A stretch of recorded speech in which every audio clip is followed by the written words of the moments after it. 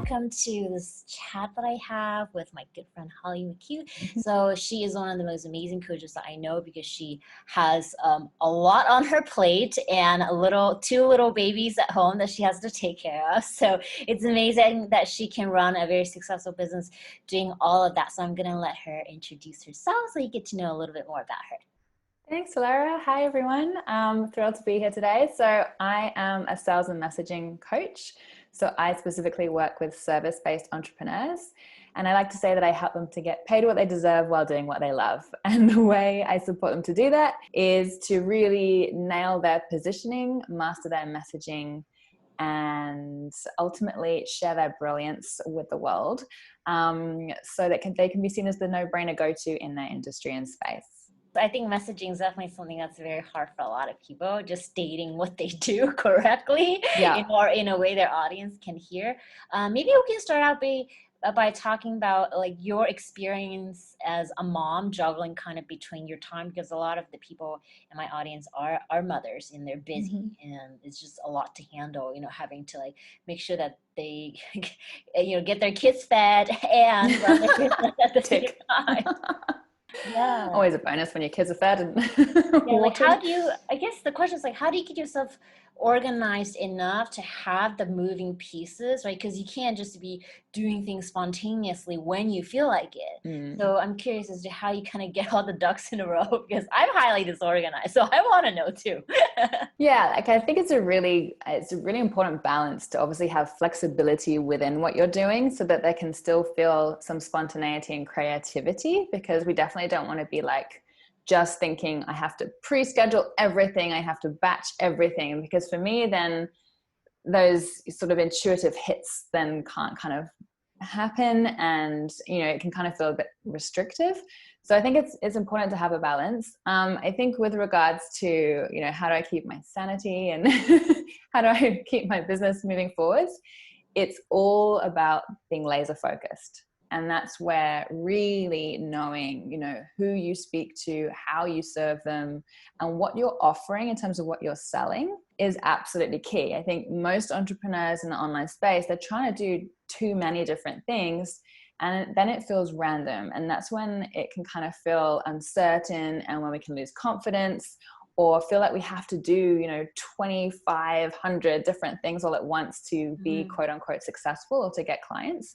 Whereas actually if you strip it all back and you really solidify and focus on your fundamentals and getting those right, so nailing your niche and positioning, really crafting your signature framework in terms of those irresistible offers that your audience just can't say no to because they are absolutely perfect for them, and knowing how to communicate that effectively, then kind of the groundwork is done. And then, making sure that you're not trying to split your focus between too many different things. So I have 3 core offers, for example. I'm really clear on my message and what I want to share with my audience. I'm really clear on who my audience is. And I'm clear on which marketing platforms I'm going to spend my time and energy. And that's the thing. We don't have to be everywhere. We don't have to be all things to all people. And the more laser focused you can get on all of those things I've just mentioned, the easier it is to show up and, have a sustainable business, even when you're running it one-handed like I am, part-time. Yeah, I think that's so amazing. I think a lot of times people are afraid to say what they want to say, and I'm just curious, like, how do you help your clients, or maybe even yourself, overcome kind of that fear of, oh, if I put this offer out there, then no one's gonna like it? Yeah. So I think one of the most important things is to remember that you're not for everyone, right? That's the whole point of having a positioning and having a niche, because that's the only way actually to really be seen as an authority and be seen as any kind of expert, is to not be not generalize, is to not try to be all things to all people and try and please everyone, because that's actually impossible, and you definitely will get really stressed out and probably lose your mind. But this more focused you can be, as I mentioned before, and the simpler you can be on what it is that you're offering and what you're sharing with people, the easier it is for the right people to know that you're for them, and the right people who are your people to say yes to you. So actually it's easier, it's simpler, it takes less time, when we focus in and when we can let go of the fact that it's okay if not everyone's going to agree with this message, because I'm not trying to attract everyone. I want my people, whoever those people are that you've defined you most want to serve and help. And, you know, ultimately it's a lose-lose situation to be attracting clients that are not your ideal clients. Like, you're not going to get great results. They're not going to get great results, because your success is intertwined. You know, your client's success is your success. Your client's results are your results. So actually being okay to say, these are the people I want to attract. I'm not going to resonate with the others, and that's totally cool, is a massive step in terms of just liberating yourself from the shackles of trying to please the world, because that's totally impossible anyway. So that's definitely a big first step. A second point is then to really do that foundational groundwork, and that is to know your audience and your ideal clients inside and out. And too many people skim over those groundwork steps, those foundational steps, and they guess and they hypothesize and they assume what their audience wants. And they don't validate that. They don't check that what they're busy creating behind the scenes is actually what people want. If you don't do that research, if you don't actually ask your audience what do they want, then you will quite likely spend a lot of time on things that then don't sell. And you're left wondering why and feeling it's because no one cares what I have to say, or I'm not good enough to do this. And then all the stories unfold when actually we just didn't do that work up front to eliminate the guesswork of what to say, share, and sell. I guess I'm curious as to how do you balance, because sometimes I hear from people, it's like after they start doing certain things for a while, they get bored. And I have the same symptoms, like, you know, because I pretty much do one thing, which is just to channel the guy. Right? And I hear them like day in and day out. But I'm just really curious, like, how do you really know that, okay, this is the thing that I really want to, you know, do, or the message I want to share, and how to balance with kind of your own evolution of what you want to like expand into? I think that's totally personal for everyone. I think everyone's journey is different. And I think it's important to notice where we're at and what we're feeling called towards. And I think the biggest challenge and I guess sticking point is that we get caught up and stuck in our own heads way too often, instead of feeling into what feels good, right? And what feels fun, and what do I want to do, and what am I excited to do right now? What do I feel motivated and inspired and passionate about right now? And when we tune into that energy, that's way more infectious, and things flow so much more easily because we're having fun while we do it. And I think you are just the epitome of that, Solera, because you have fun in everything you do, and everyone aspires towards that, right? And it's infectious in terms of your energy, because it's like, I want to eat cakes and buy designer handbags and you know, talk to higher beings and, you know, have all this wisdom, you know. And it's just you're creating that aspiration for people, but people also buy into you through that, because they're seeing how much fun you're having through these experiences, you know, that so-called work, but probably doesn't really feel like work. And therein lies the secret, right? We will, you know, if we're bored with what we're doing, other people are going to be bored with what we're doing. Like, it's just not going to resonate. It's not going to have the same impact. So it's super important to be doing what you feel called to do and what you're excited to do. And when we are doing what we're genuinely excited, like I have these weird ass moments of being up in the middle of the night, God knows what time, with my little one, and then being like, I could just sneak down to my office and do some work because I'm so obsessed with what I do and I love it so much. I'm like, hey, Holly, rein yourself in, like, stop being weird, go back to bed like a normal person. But that's what we need. We need that almost mad obsession about what we do. And only then is everything else going to flow effortlessly, and for us to really kind of, you know, light that spark and ignite that in others around us too. I find that for some people, it's hard for them to focus, but I agree with you that focus is so important. Like, I have so many hobbies, but I only have one career. You know, my hobby is just like, I do a million things. I sing, I paint, but in terms of focusing on the kind of your core message, how do you find, I guess, how do you help people find that core message within? Is it through trial and error, or just like do a survey? You know, like, what is your own process in doing that?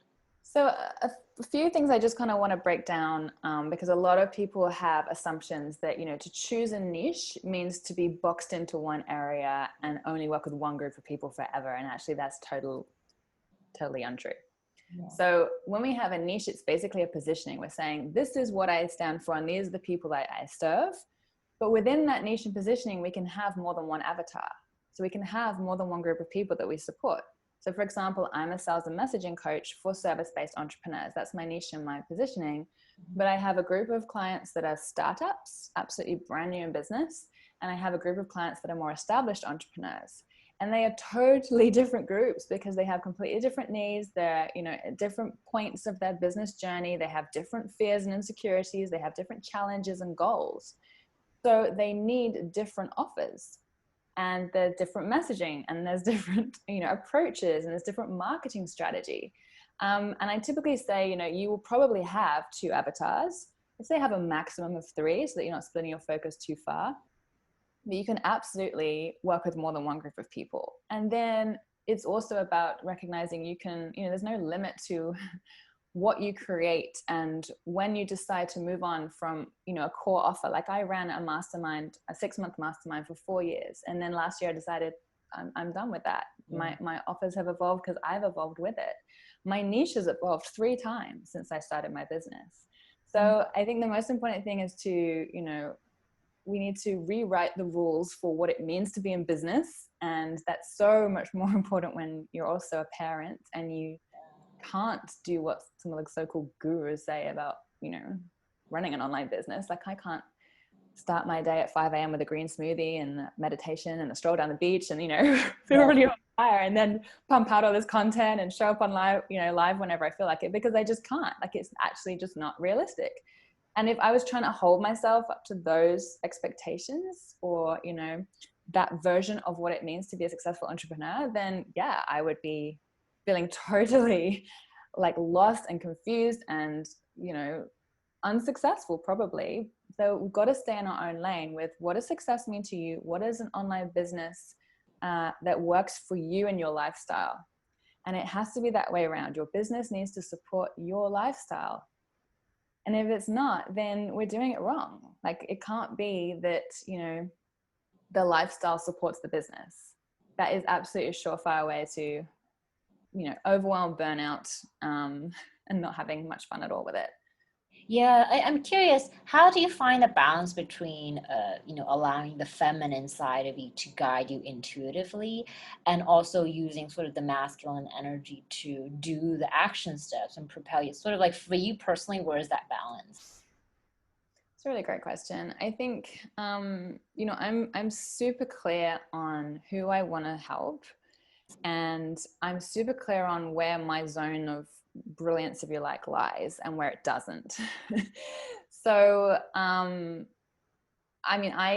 sort of say with clients, like, and I just said it this morning with someone, like I get these like intuitive downloads in a client session. So I'm absolutely harnessing my feminine, energy and, that kind of that side of me in everything that I do. It's just that the masculine allows me to have a structure for how I communicate that to the world so that it doesn't feel random in terms of how I'm showing up or what I'm sharing or what I'm selling at any given moment. Like I have, quote unquote business model. I have a blueprint, but within that blueprint, it's really just, a guide. It's a framework. And within that framework, there's flexibility for how exactly I decide to show up one day to the next, what exactly the message is that one day to the next. And, having a clear message, the important thing is that people understand what you can offer and how you can support them. But within that, there's limitless, infinite possibilities as to how exactly you share who you are and what you're all about and how you help. If you think of just, I take inspiration from everything, from my kids, from day-to-day stories, from, funny things, from difficult things. Like, we learn through storytelling. So the more that you can be yourself and share analogies and metaphors and, this is the cake I chose today. And, all of that is just actually helping people connect to you. And that's the most important thing in business, is that you're creating genuine, trusted connections and relationships so that the right people can find you and the right people will resonate with you, and know that you're for them. Yeah, it's so true, because I think sometimes for me selling I feel like I'm just chit-chatting all day. I don't really see my work as even like oh, I'm gonna sit down, I'm gonna sell, right? Because that to me is a lot of pressure. I think one of the things that come up with a lot of people in my audience is they get overwhelmed really easily. And do you have any advice for them to like prevent that overwhelm? I feel like of all people I know, you have a lot on your plate. I know that few people who have like a lot on your plate. So I'm just curious, how do you manage like your own overwhelm, and what kind of advice you have for other people? Yeah, sure. It's a great question. So I think it's just really knowing, what is important to you? What are your priorities? So for example, I used to have lots more different offers. Now I have 3 core offers. So I've got 3 key things that I'm focused on at any one given point in time. I'm largely just on Facebook. I'm a little bit on Instagram. I'm not at all on LinkedIn. I've joined Clubhouse. I haven't done anything on it yet. I have a YouTube presence, but again, it's not really a priority platform. So I go deeper versus broader. And that's really important. So I'm going deeply into these core offerings so that they can be the best that they can be. I'm going deeply into the platforms where I'm going to have a presence and a visibility. So I'm not straddling too many different things all at once. And I know every single day I'm going to show up in my Facebook group, for example, in my community. I'm going to nurture and build that. And I'm going to create content for my YouTube channel. And that's pretty much it. So again, there's just a focus. I know exactly who I'm trying to attract. So many people I work with, and I don't know if this is the same for your audience, it's like, I'll just see who I can find as a client. And so every day it's hard, and every day we don't know who we're speaking to. So all of that is overwhelming, right? When we don't have the clarity over what it is we're actually trying to achieve. So focus will always set you free in that sense, because you can just let the rest go.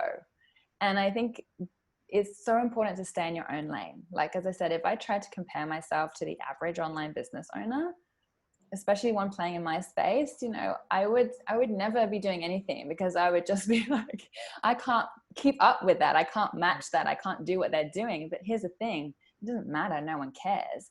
And what I end up doing is I attract the very people who are in similar situations like me, because I'm proving it's possible. And they are ultimately my ideal clients anyway. So, everyone, I'm not for everyone, just like no one is for everyone. Mm-hmm. And the people who don't resonate with me and my story, my message, they will go to other people, and that's great. And they'll have a wonderful experience with them, and vice versa. So that trust that, trusting the timing of our lives, trusting the timing of our business, trusting the timing of our message, I think that is quite liberating as well. Just knowing that I can stay in my own lane, doing my own thing my way. And actually, the more that I talk about that, the more I'm true to that, the more people can find that genuine connection with me and see that, they say that makes me more authentic, because I'm not trying to be something I'm not, because it's unrealistic to be. I'm curious, is how do you overcome kind of the need to be perfect? Because I hear a lot of people say, oh, this is not done yet. This is not done yet. This is not done yet. It's like a lot of things are not done. So how do you kind of find, for yourself, but also to teach your own students, it's like, how do you overcome that need to be perfect, and then, but still move forward and do the stuff that you want to be doing? Yeah, I think it's just so important to remember what really matters to people.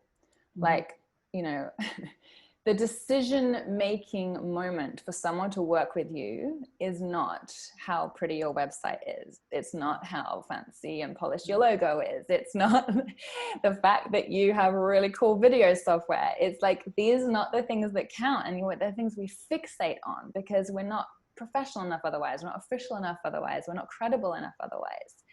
And the reality is, I've never had the time to be fancy because I've always been part-time in my business. First, I was part-time around a 9-to-5, and then I've been part-time around a toddler and a baby.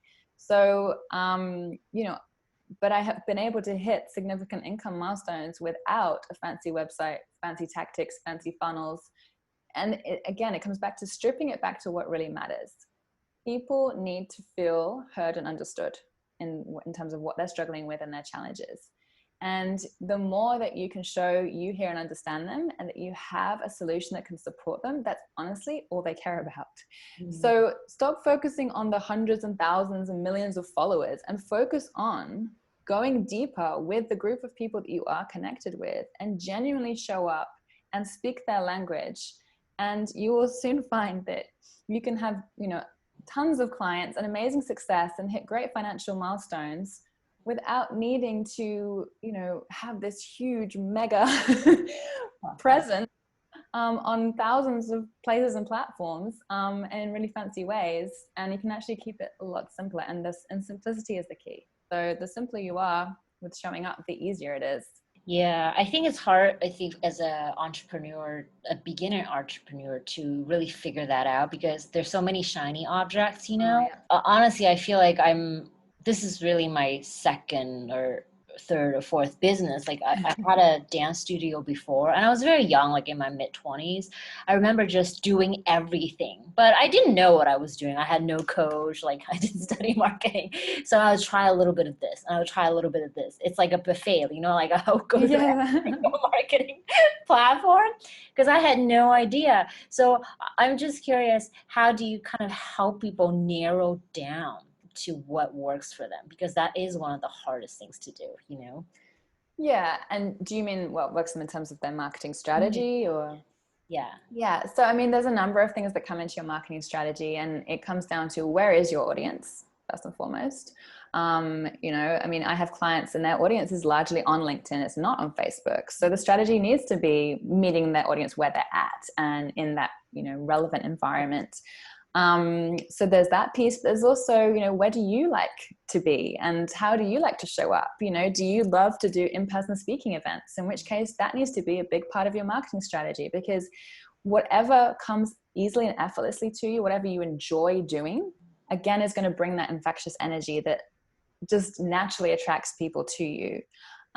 So definitely, you know, if you don't like being live on Facebook, then don't feel that you have to force that. Like, my gosh, my first pre-recorded video took me 43 takes without like a word of a lie.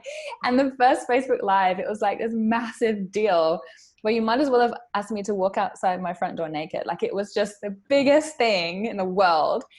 And then I did it, and I did it again, and I did it again. And the key to remember is it's only your first time once, and then you've done it, and then you can move on.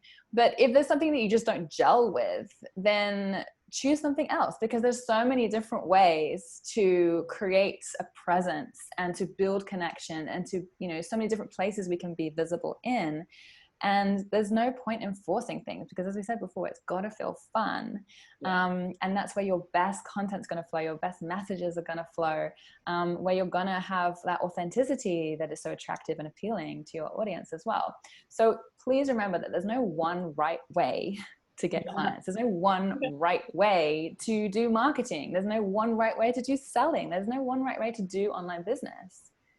That's why my whole philosophy is about we have to rewrite the rules for our own success. I mean, I had such an unconventional path into entrepreneurship. Like, it wasn't even funny. I didn't even intend to start my own business.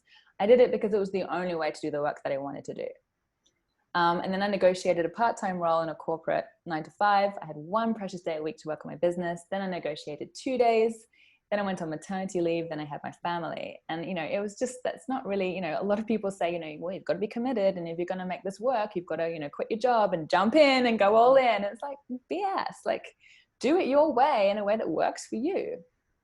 And then it's, you know, then honestly, there will always be test and learn. There will always be test and learn as part of the business. And that's how we evolve and grow, so long as we are taking on board the lessons as we go. Like, what worked, what didn't work, what did I love doing, what did I hate doing, what feels good, what do I want to outsource? And, you know, we have to constantly have that, you know, dialogue with ourselves as well. And if at any point things are not feeling good, if we're feeling we're on that cusp of overwhelm and burnout, then we need to take that step back, have a breath, and recalibrate, you know, what needs to shift or change for me to kind of find my flow again. Yeah, it's so true, because there's always so many like shiny new objects surrounding us all day, 100%. you know? And I think if you don't have a clear focus on what it is that you want to sell, what it is that you want to say, it's really easy to get distracted, you know? Yeah, and you just get caught up in the shoulds. Like, yeah, Tony Robbins says, stop shitting all over yourself and just get out of your own way.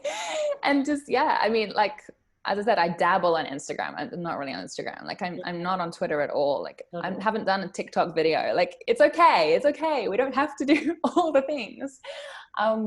Do fewer, bigger, better. That is so true. It's narrowing that focus. And it's something that the guides teach a lot as well, which is about focusing your energy, because they always talk about manifesting as a laser beam. They said the way to manifest is to think of your energy as a laser beam, and you're pointing at exactly the thing that you want to create.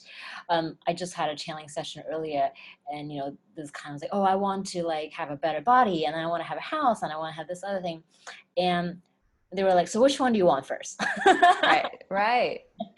It's exactly the same principle. Yeah, it's like having that just narrow focus on one thing, and then you focus on one thing, you create that, then that's done. Like that outcome is already there. Then you can move on to like the second thing, rather than trying to do like 5 different things at the same time. It's just really overwhelming, And it's overwhelming for your audience. Yes. Right? When you commit to one key thing, that's what people become like know you for. That's how you become known for something, when you're consistent. Yeah.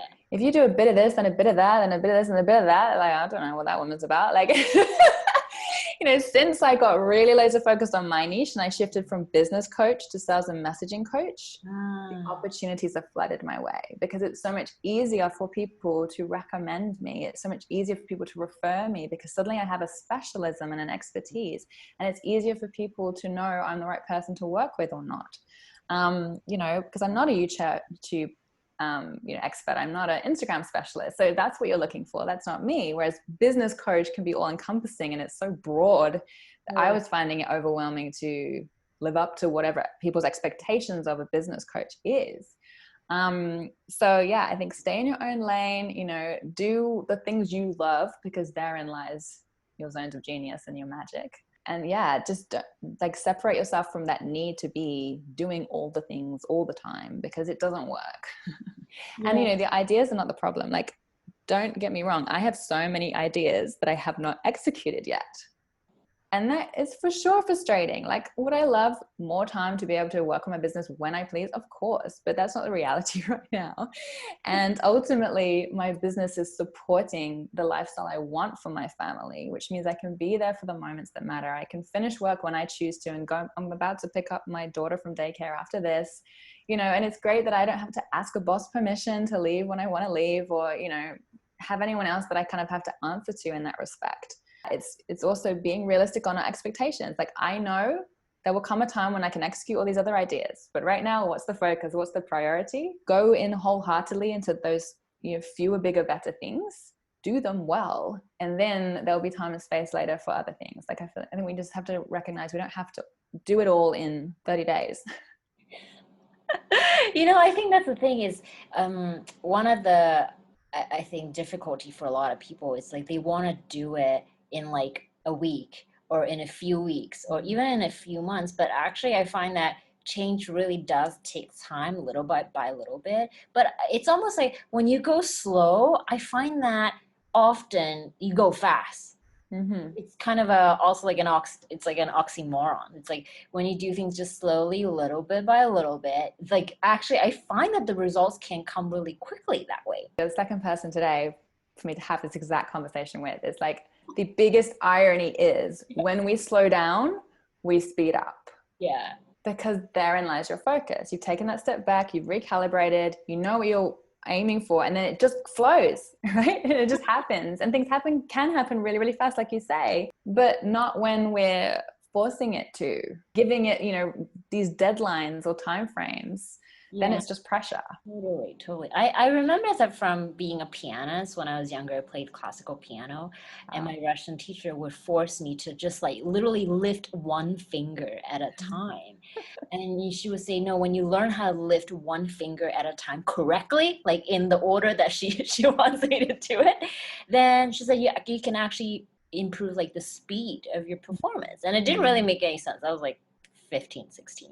But now looking back, it's so correct when you just do everything slowly but with intention. I think that's right. The key is with intention. Then you're not just doing things randomly. Like there's a reason behind why you do what you do, right? 100%. It's like that sense of being mindful Yeah. with where you're focusing your energy in your business versus just mindlessly posting, scrolling, sharing, messaging, like, you know, hoping something's going to stick. The irony is you can spend less time and get better results. Yes, yes. And I find that it's like once you're patient with your own process, then the results come a whole lot faster than you think it's possible, to be honest. 100%. And like, so I have like 5 steps to the framework that I use to Yeah. support my clients. And, you know, the sexy stuff is steps 4 and 5, you know, the marketing and the sales. Everyone wants to focus on the marketing and the sales. But if you haven't got the first 3 steps in place, the marketing and the sales don't work. And everyone's trying to do it back to front. You know, they're trying to get their website and logo up before they even know what they're trying to communicate to people or what they want to stand for and what they want to be known for. And sometimes it can feel like the sense of, I can feel the impatience from some of my clients. Like, I just want to get going. It's like, do this right now, do it well once, and the rest will be easy. And then they come back to me like, oh, I just had this conversation, you know, and it was just so easy. And the client was just, you know, where do I sign up? And it's because, you know, everything is then aligned and everything's in place. Yeah. And yeah, so it's just. It is so true. And quite frankly, the guides teach the same thing. They're like, okay, just slow down, figure out what you want to say first. They're really annoying, even after channeling sessions. Like, we'll ask Solera to edit it for you. You know, they'll make me go in there and fix all the grammar, fix all the wording. Sometimes I'm like, thanks for giving me extra work to do. But it's so true. Like the foundational work, it's like, okay, really defining your message, but really defining who you want to serve and what lights you up at the end of the day, right? 100%. And if there's any brands that you like, you know, see the ones that have stood the test of time. It's the ones that have really nailed the fundamentals and everyone knows what they stand for. They know what to expect from them. They know that they're going to get quality product, you know, and focus on quality, not quantity. That's the thing. If you want to create sustainable long-term business and be long-term successful, then it's about getting the basics right. And people are impatient with the basics and they skim over the basics. But ultimately, as I said before, the decision for someone to work with you is far less to do with the sexy stuff and far more to do with, can you actually help me? Do I actually feel a genuine connection to you? And that can only come through, you know, you being consistent in how you're showing up and what you're sharing. Yeah, because I think little bit by little bit, if you put like the dominoes in the right place, then when you're ready to go, you hit the dominoes, then they're gonna fall in place, right? But if you don't line them up, then they're not gonna. It's a mess. And I think something else I would just say to mums as well, because I've certainly been through my own evolution and journey with this, but, you know, there's a certain expectation of, you know, if I'm going to show up online and be visible or be on camera, then, you know, I need to look the part, or I need, you know, a nice background, or I need to have certain clothes or whatever it might be. Like, you know, I could get caught up that I don't have bouncy enough hair, or I have a flawless tan. But actually, the more you show up as you and you actually celebrate, you know, the mess and the chaos that is part of your life, the more real you are to people, the more relatable you are to people. And again, it's creating permission for others to be their true selves in turn. And, you know, that positivity is associated right back at you. So stop trying to be something that you're not, or that you don't want to be, or that is too elusive and unrealistic, because actually that's not even the things that attract people to you anyway. Yeah, that is true, because it's really hard to be this perfect person. Like, no one is really this perfect person, and to try to constantly have to like meet that perfect state, which doesn't exist in my opinion. You know, it's like you're just adding pressure onto yourself that's really not necessary, right? And all your audience want to know is, do you get it? Do you get where I'm at? Because if you're in this perfect ivory tower, I'm not so sure that you do. Yeah, right? And And everyone's challenges is different. It's almost like, I think sometimes too easy to compare yourself with the other people, thinking that, oh, well, they don't have, like, let's say mother issues and I have mother issues. So, well, but the guys always say, but they got their own bag of stuff that they have to deal with. 100%. Yeah. And it was so interesting because I just posted in a group the other day and I was like, fill in the blank. It's easy for others to be successful because, like, what is the lie that you're telling yourself? What's the story about why you can't be successful? You know, is it because you don't have a college degree, or is it because you don't have, you know, a mother issue, or whatever it might be? And it's like, it's just distractions. It's just excuses. Like, everyone has something they have to work through. It just comes down to, do you want it enough?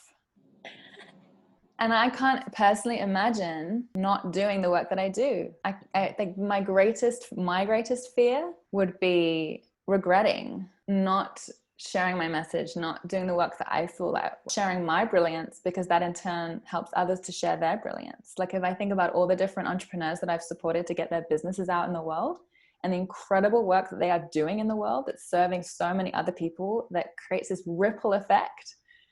You know, that's actually selfish of me to not put myself out there and ensure that these things are happening, you know, if I can support them too. So we've got to also remember, it's not just about us. In fact, it's not really about us at all. It's about those we know we can serve and support through sharing our gifts. Yes, I think that is so true. I think when people are not living to their life purpose, you know, really doing the work they're meant to do and shining the way they're meant to shine, then you're always going to have the sense like you're not enough. You're always going to have the sense like, oh, you know, this other person's better than me. But if you actually just focus on your own work, like you said, stay in your own lane, then you don't have to be looking at other people, because you just need to be looking at the work that you need to be doing. Right. Yeah. So, well, thank you so much for this chat. I think I'm just going to let the guys do their thing.